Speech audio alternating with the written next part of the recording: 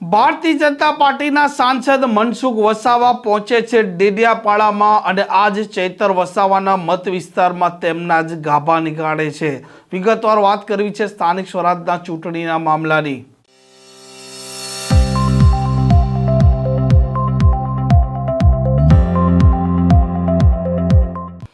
નમસ્કાર, આપ જોઈ રહ્યા છો હોટલાઇન ન્યૂઝ અને હું છું આપની સાથે તોફિક ગાંચી। ગુજરાતમાં સ્થાનિક સ્વરાજની અલગ અલગ જગ્યાએ ચૂંટણીઓ યોજાવાની છે અને ભારતીય જનતા પાર્ટીએ તેમનું પૂરેપૂરું દમખમ લગાવી દીધું છે, કેમ કે ભાજપ ગુજરાતમાં 30 વર્ષથી રાજ કરી રહી છે અને વર્તમાન સમયમાં ભાજપના નેતાઓનું કહેવું છે કે વિકાસના નામે તે ચૂંટણી લડવાના છે અને નર્મદામાં પણ એક લાંબા સમયથી સાંસદ મનસુખ વસાવા છે તે અનેક મુદ્દે લડત આપતા હોય છે અને આમ આદમી પાર્ટી છે તેની પણ પોલ ખોલતા હોય છે અને ડેડિયાપાડા મત વિસ્તાર છે ધારાસભ્ય ચૈતર વસાવાનો અને આ જ મત વિસ્તારમાં પહોંચ્યા હતા સાંસદ મનસુખ વસાવાને તેમણે ભવ્ય શક્તિ પ્રદર્શન કર્યું હતું અને તેના કારણે ચૈતર વસાવા આમ આદમી પાર્ટીમાં અત્યારે ફફડાટ પણ છે અને આ મામલે તેમણે પ્રતિક્રિયા પણ આપી છે।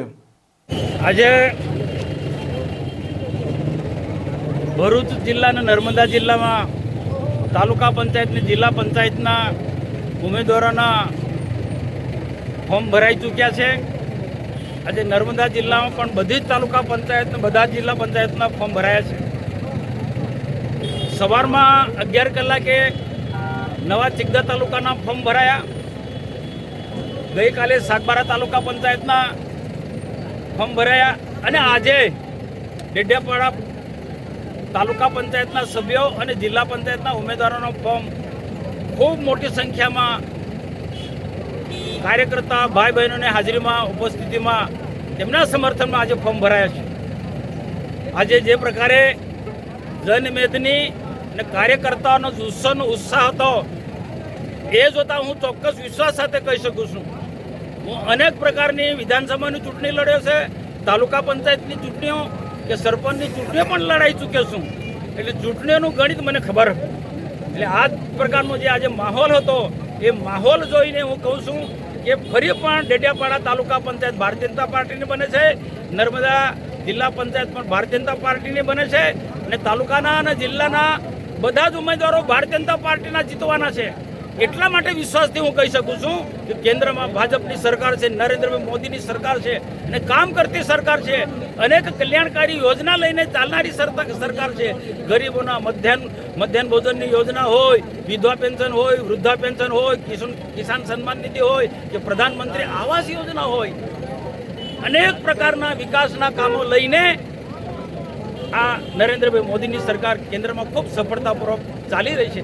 એ જ રીતે ગુજરાતમાં પણ ભૂપેન્દ્રભાઈ પટેલ માનનીય મુખ્યમંત્રી નરેન્દ્રભાઈ મોદીના માર્ગદર્શનમાં આજે ગુજરાતનો ઝડપથી વિકાસ કરી રહ્યા છે। એમાં આદિવાસી સમાજનો, આદિવાસી વિસ્તારનો પણ ખૂબ સર્વાંગી વિકાસ કરી રહ્યા છે। આદિવાસી સમાજના આદિવાસી ગામડાને પણ તમામ પ્રકારની સુવિધાથી અમે સજ્જ કરી છે। અમારી તાલુકા પંચાયત, જિલ્લા પંચાયત અને રાજ્ય સરકારની યોજના અમે ઘરે ઘરે પહોંચાડી છે, ગામડે ગામડે પહોંચાડી છે અને હજુ આવનારા દિવસોમાં જ્યાં ઘટતું હશે ત્યાં અમારા નવા ચૂંટાયેલા તાલુકાના સભ્યો અને જિલ્લાના સભ્યો એ પૂર્તતા કરશે। અમારી પાસે એવા ઉમેદવારો છે કે સંસ્કારી ઉમેદવારો છે, સજ્જન ઉમેદવારો છે। અમારી પાર્ટી ભારતીય જનતા પાર્ટી સિદ્ધાંતોને વરેલી પાર્ટી છે, આદર્શને માનવાવાળી પાર્ટી છે, સરકારનો પણ 5-10 વહીવટ માનવાવાળી પાર્ટી છે। તો અમારા ઉમેદવારો પણ એવા જ છે। જ્યારે આમ આદમી પાર્ટીના તમે જુઓ, હું લોકોને અપીલ કરીશું કે આમ આદમી પાર્ટીના કેવા લોકો છે, હપ્તા ઉઘરાવનારા લોકો છે, લોકોને ધમકી આપનારા લોકો છે, લોકોને ડરાવનારા લોકો છે, લોકોને છેતરનારા લોકો છે, લોકોને ગુમરાહ કરનારા લોકો છે, ખોટા હવામાં વાતો કરનારા લોકો છે, તે એમની વાતમાં ન આવતા ભારતીય જનતા પાર્ટી જેની કેન્દ્રમાં અને રાજ્યમાં સરકાર છે અને આવનારા દિવસોમાં પણ તાલુકા અને જિલ્લામાં ભાજપની સરકાર બનવાની છે।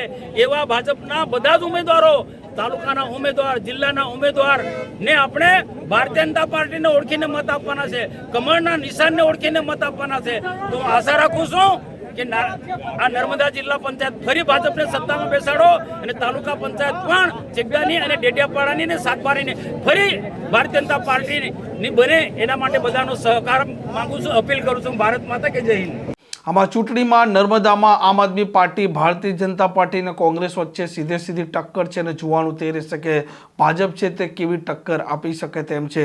આ પ્રકારના સમાચાર માટે હોટલાઇન ન્યૂઝ ચેનલને લાઇક, શેર અને સબસ્ક્રાઇબ કરવાનું ભૂલતા નહીં. નમસ્કાર. આવા પ્રકારના વિડીયો તમને જોવા ગમતા હોય તો હોટલાઇન ન્યૂઝ ચેનલને લાઇક, શેર અને સબસ્ક્રાઇબ કરો.